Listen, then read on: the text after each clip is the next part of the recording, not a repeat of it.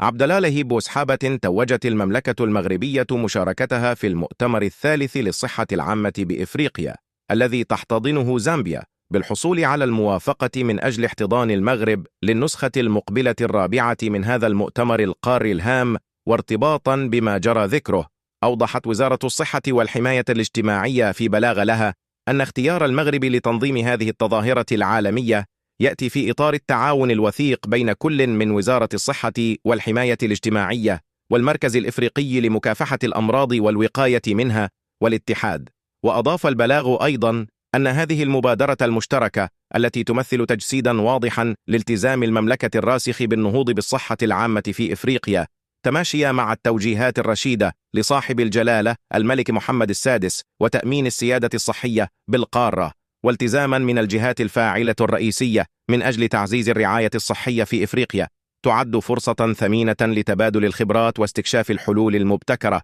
للتحديات الصحية في القارة. كما أوضحت وزارة الصحة أن هذا المؤتمر الذي سيجمع مسؤولين وصناع القرار من مختلف بلدان القارة، إضافة إلى خبراء عالميين وعاملين وباحثين في الميدان الصحي، سيشكل منصة أساسية لمناقشة القضايا الحالية في مجال الصحة العامة وفرصة لمناقشة التحديات الصحية التي تواجه القارة الإفريقية، وكذا بحث سبل التعاون الدولي لمعالجتها. يشار إلى أن الجزائر وصنيعتها البوليساريو عملوا جاهدا من أجل منع حصول المغرب على شرف تنظيم هذا المؤتمر العالمي، وهو ما يؤكد بما لا يدع مجالا للشك المكانة الريادية والكبيرة التي باتت تحتلها المملكة الشريفة بين بلدان إفريقيا والعالم، والتي جعلت منها محط ثقة لتنظيم تظاهرات وازنة من هذا القبيل.